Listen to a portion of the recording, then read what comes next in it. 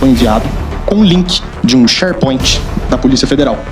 Ele é desta forma, uma pasta tal qual no Windows Explorer. E dentro dessas pastas, excelências, nós temos os arquivos, escrito laudo, número alguma coisa. Mas, doutor, qual o tamanho desses arquivos? Não há problema, nós trazemos um exemplo. 128 GB de material compactado. Todo o material constante nesses SharePoints ultrapassa a marca de 20 terabytes compactados, excelências. Descompactado pode chegar à marca de 70, 80 terabytes. Como, no curto espaço de tempo que esta defesa técnica teve, é possível de se analisar. E nesta sustentação oral irá se provar a necessidade de ter acesso à prova, não aos IPJs. E aqui, excelências, nós temos um fato curioso, que essa defesa técnica vem desde o primeiro momento martelando a necessidade de ter acesso à suposta agenda que o Ministério Público traz. Olha a pasta que me surge 2 dias antes do interrogatório. OP Tempus Veritatis. Curiosamente, não se sabe por que, nem como, se aparece uma pasta com as digitalizações do que seria a Operação Tempus Veritatis. E aqui está a prova de que foi inserida no dia 8 de maio. Lembrando que o interrogatório foi dia 10. Curiosamente, ao se abrir esse link, nós temos ali uma pasta exclusiva ao General Heleno. Abrindo essa pasta, nós temos outros links, mas aqui já são PDFs. E vejam o nome dos arquivos, onde nós achamos a agenda. Olha o nome do arquivo onde está essa suposta agenda. Item 6EQ01AA75-2024. Como é possível localizar um arquivo desse nessa montanha de documentos e nesse excesso de documentos com nomes que não se entende, não se sabe de onde vem? Com base nisso, essa defesa técnica na fase do 402 requereu nada mais que: desse modo, requer-se a Vossa Excelência seja determinada a Polícia Federal que apresente material catalogado ou minimamente com índice que torne possível a análise desse material. Ressalta-se que a nomenclatura utilizada, ofício, e aqui eu coloco números aleatórios, pois não se sabe de onde vêm esses números, torna impossível sua análise, fazendo imprescindível a deferência da presente diligência. Não se pediu aqui mais acesso, haja visto que o acesso foi dado. Curiosamente, pastas iam surgindo após. Mas o que se queria saber é o que tem isso aqui? O que quer dizer esse número? Quais são os ofícios? O ofício 12330 é o celular do general fulano. O ofício 12700 e tanto é o celular do Beltrano. Não se tem como saber. Então o que foi pedido na fase do 402 foi minimamente uma explicação, um índice, um sumário que assim o seja. Mas nos foi negado sob o pretexto de que seria meramente relatório. O segundo ponto da minha fala é pela nulidade do sistema acusatório e ao direito ao silêncio. E aqui, excelências, eu começo com um ponto bem sensível, que são as perguntas realizadas no dia dos interrogatórios.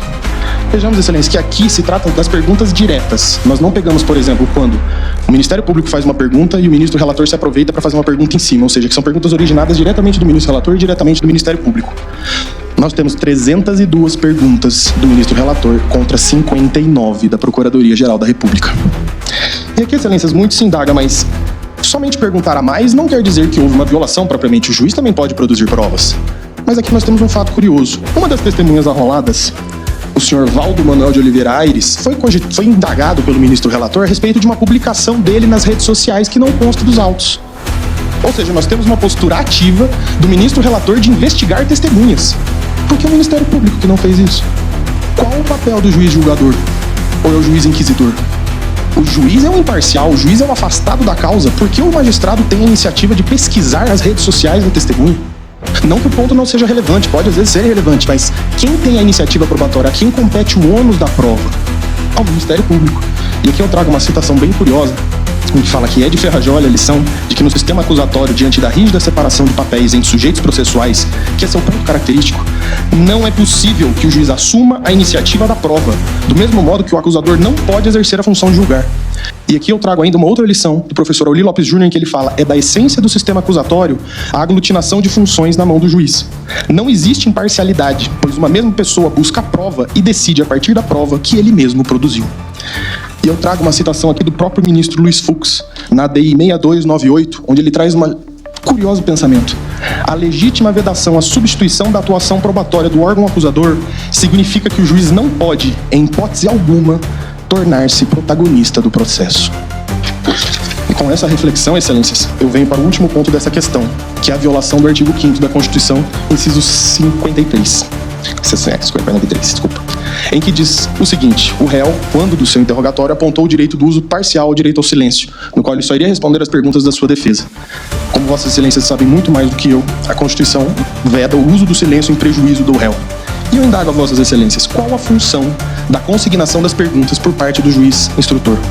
E aqui mais curioso, O Ministério Público não quis consignar perguntas. Quem quis consignar perguntas foi o juiz. Não houve nem iniciativa do parquê a consignação de perguntas, que seria até um pouco compreensível, ao meu ver. Então eu vos indago, quando se questiona, não vou consignar as perguntas, se o réu não responde alguma pergunta, não prevalece o indúbio pro réu? Então qual a função da consignação das perguntas, se não o constrangimento do interrogando?